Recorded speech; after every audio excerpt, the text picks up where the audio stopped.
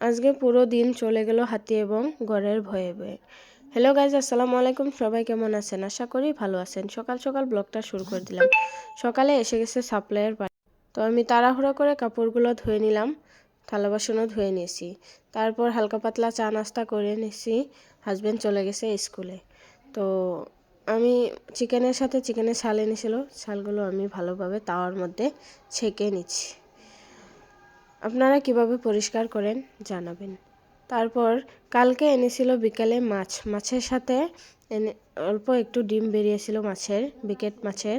তো ডিমটা ভালো করে লেবুর পাতা দিয়ে ভেজে নিয়েছি। কালকে রাতে মাছের মাথা রান্না করেছিলাম লেবুর পাতা দিয়ে, খেতে মজা হয়েছিল। তাই হাজব্যান্ড বলছিল ডিমের মধ্যেও লেবুর পাতা দিতে। এদিকে আমার ছালটা পরিষ্কার করা হয়ে গেছে, চিকেনের ছাল। তো সুন্দর করে রান্নাটা করে নিলাম। খেতেও খুব মজা হয়েছিল। চিকেনের ছাল কে কে খেতে পছন্দ করেন কমেন্ট করে জানাবেন। আমি কিন্তু কাঁচা লঙ্কাও দিই, চিকেনের মধ্যেও দিই, আবার ছালের মধ্যেও দিই। তারপর আমি রান্নাবান্না করছিলাম, এদিকে আমার ননদের ছেলে ডেকে এসে বলছিল হাতিয়ে যাচ্ছে রাস্তা দিয়ে। আমার মেয়েকে নিয়ে তো দৌড়ে আগেই চলে গেল। তারপর আমিও গেলাম, গিয়ে একটু ভিডিও করে নিলাম। তো 3টা হাতি গিয়েছে, কারণ কোথাও জানি গড় বেরিয়েছে, মানে গন্ডার বেরিয়েছে। পবিতরা অভয়ারণ্য আমাদের বাড়ির পাশে, ওখান থেকে বেরিয়ে কোথাও চলে গেছে। তো ওগুলাকে আনতে যাচ্ছে হাতি।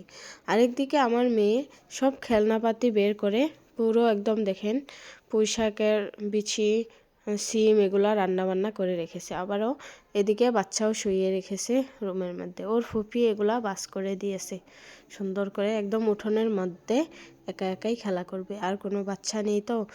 তো বড়ই ভর্তা খাচ্ছি আর দৌড়াদৌড়ি করছি, কারণ আমার মেয়ে ননদের ছেলে খালি বাড়ি থেকে বেরিয়ে যায়। আরেকদিকে আমার হাজব্যান্ড ফোন করে বারবার জিজ্ঞাসা করছে এ কোথায় ও কোথায়, সবাইকে নিয়ে বাড়িতে বসে থাকো, গড় নিয়ে আসছে হাতি। এগুলা ভয়ে ভয়ে একদম পুরো দিন সবাইকে বাড়িতে নিয়ে বসে বসে। তো কি আর করার, ভয় যদি কোন দিকে এসে ঢুকে পড়বে ঠিক নাই, তো বসে আছি। তারপর কি করার, উঠোনে 2-3 দিন হয়ে গেল উনুনটা রেখে দিয়েছিলাম, তো আজকে ফাইনালি বানিয়ে নিলাম। তো জীবনে প্রথমবার বানালাম, কেমন হয়েছে জানাবেন। আর এদিকে মেয়েকে পাঠিয়েছিলাম ওর ফুপির কাছে পড়তে, তো পড়বে না, চলে এসেছে, কারণ ওকে নিয়ে ঘুরতে যেতে হবে। তো আমি যাচ্ছি না বলে এখানে বসে বসে কান্না করছিল। তো আর বলছিল আমার বাবা কোথায়, কখন আসবে। ইচ্ছে হলেই বাবাকে খুঁজবে, কারণ বাবার সামনে তো কান্না করতে পারে না, যা চাইবে তাই দিয়ে দিবে। আরেকদিকে আমার হাজব্যান্ড এনেছিল এই 2টা বারুই পাখি, এগুলাও আজকে ছেড়ে দিয়েছিল, তো আমি বন্দি করে নিলাম।